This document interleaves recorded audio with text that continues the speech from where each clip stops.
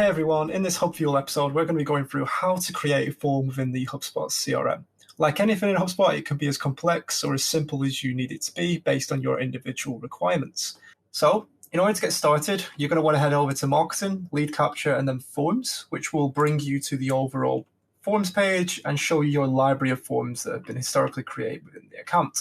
As you can see, as a very one-touch, very quick oversight, we can see all the forms listed out listed by views, submission rate, submissions, as well as what business unit within the account is.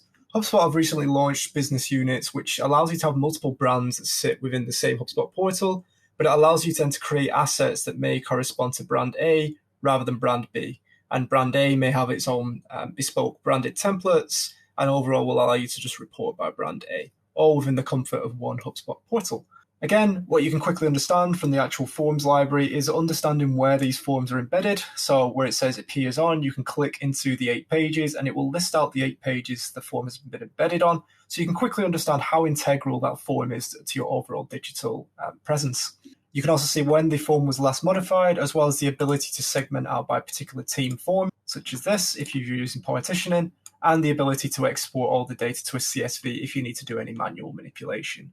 You can change the date rate to actually reflect what kind of information you want to gather, as well as segment further down by the different kinds of forms you can have in your account.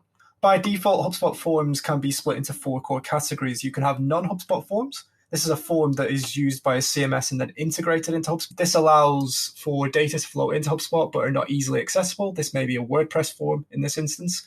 You've got a regular form, which is a HubSpot form that's been created by the form builder that you can then embed either on HubSpot pages or on other CMS pages, which is the advised route.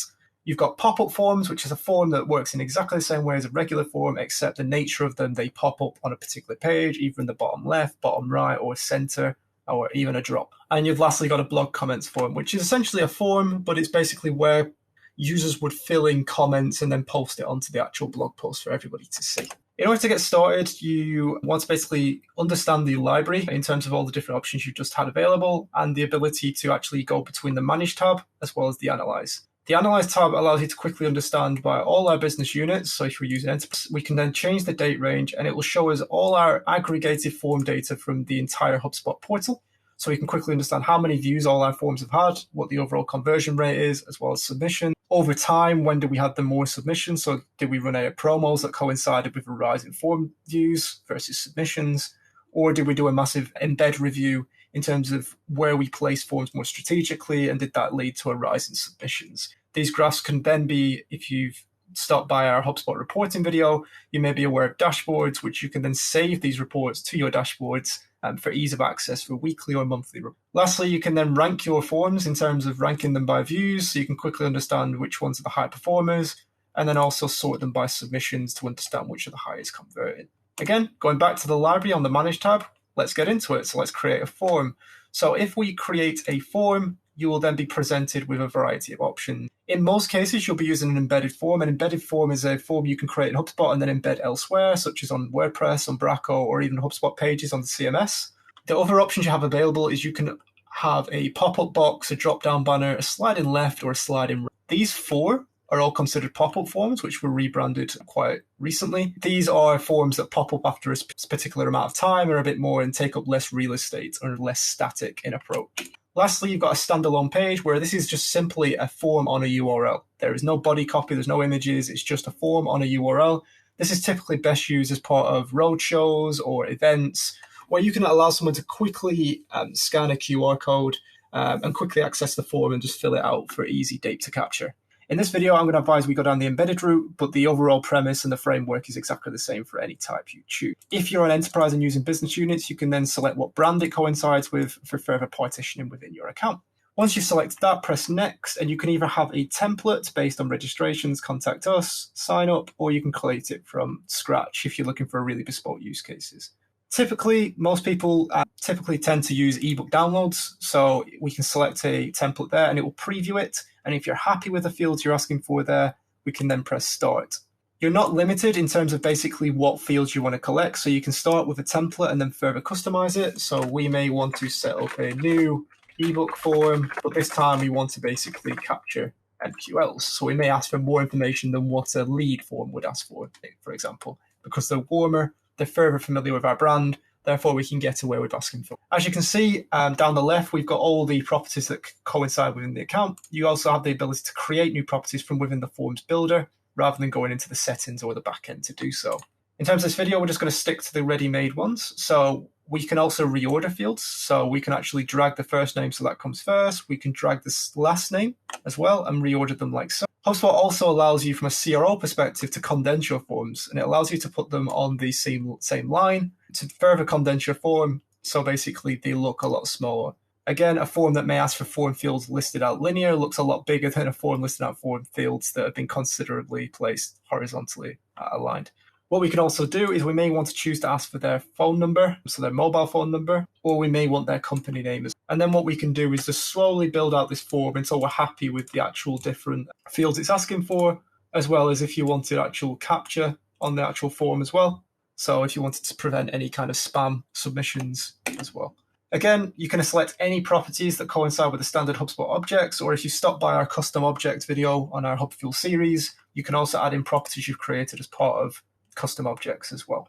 Once you're happy with the form as it stands, you may want to then standardize the way people input it. So what you can do is you can select on any field, and you then have the option to basically either make this field required, so that you have to, before they can even submit the actual form, they have to provide a value. You can then select for any of your form fields the help text. The help text is typically a byline that just sits underneath, such as please provide you wish to be referenced by. And then we can put placeholder text as well to really simplify data entry, such as a grayed out thread. For example, if you wanted a form value, if you wanted a field value, so if someone doesn't actually fill it in, but you want them to have a default value, you can actually put that in as well. A default value typically is a value that will take place in form of the actual field. So if someone wasn't to provide a first name, it will fall back on this value. This is advised for any kind of fields where you may ask for a particular product type that they may not be interested in or not sure. What we can then do is simply go through and select the ones we want to make required. Phone number, make required, as well as the company name. We may leave that blank because they may be a one-man band and they may not have a company name. As you can see, I'm pretty happy with this. Now, the question you're probably going to ask is if they're converted on lead and MQL form, how is this any different? But what I may want to do is drag the lifecycle stage actual field that exists within the actual port, drop that in here. And then what we can do is using a mixture of, we can then make this field hidden, so it's not shown to the front-end user, but we can see it on the back end. And then the fallback value is if anyone submits this form, because it's an MQL form, as we specified in the title, we then want to pre-select marketing qualified lead, meaning that when they enter the submit, we can then set them as an MQL, which allows for better emailing, better communication, and better ultimately reporting and marketing to sales handoff. Any hidden fields that you've listed out will have a hidden field tag applied to it for ease of access too. Any pre-selected form value field values will also be shown like so. Once you're happy with overall how the form is built, you also have the ability to use queued progressive fields. A progressive field allows you to, if we already know any of this information from a previous form submission, it allows us to progressively profile this lead or prospect to get more information out of them. So for example, if we know first name, last name, or if we know, for example, their phone number, it may be logical then to ask for the actual country that they reside in, because we may want to then go into geographical segmentation. So what we can then do is by saying that by all these fields being filled out, if we know any of them previously, the first field that we already know will be replaced by this. So it's important to understand that the order you put them in terms of your progressive field is the order that they will then be replaced on the form with, should we know more. Again, we may also want to ask for company size if we then know their company name. Once you start to list out your progressive fields, you can have more control over it rather than just assigning a relevant field in whatever order. So what we can do is we can then say, okay, for the actual company name, if we already know it, we want to replace it with a field, and we can then, it will then actually show the company size as well. So you can select which fields you want to be progressive and which ones you don't. If we then head over to the actual tabs, we can set up a follow-up email based on when they submit it, and we can also then decide what the options are. So we may want to display a thank you message, but what we can also do is redirect to a thank you page. So if they submit our ebook form, I then want to send them to the chatbot demo page. From a CRO perspective, it's always important to use thank you pages to continue the journey to maximize cross-sells and upsells. We can also send a follow-up. So if the contact owner is already assigned, send them a notification of their activity that the contact has done. And we can then send notifications off to subsequent colleagues as well, just in case they're on holiday or just for a while. If you set up teams in your HubSpot account, you can then also notify teams, so the sales team could then be notified. And if you're doing geographical or international marketing, you may choose to actually format the field and the error message to be in a different language. By default, you will have this selected, which pre-populate contact fields with known values, which means that if my name is Fred and I've submitted 4 forms before this one, it will already put Fred in the placeholder text because we know it from the CRM.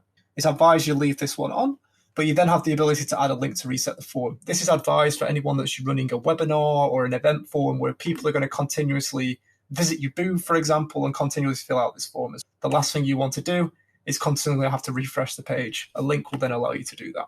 Once you're happy with the overall logic of the actual form and the progressive nature of it, you can then style it. So you can select if you want it as raw HTML. You can style the button. You can then select your color scheme and the overall font. So you may want to change it to Helvetica, which then will carry across when you embed this. You can then test your form as a contact within your CRM. So I can then search for myself. So if Samuel Banks was to view this form, this is what the form would then respond like. We can then say, if we know their company size, what would that look with the progressive fields? But as you can see, company name has yet to be provided by Samuel Banks in our database.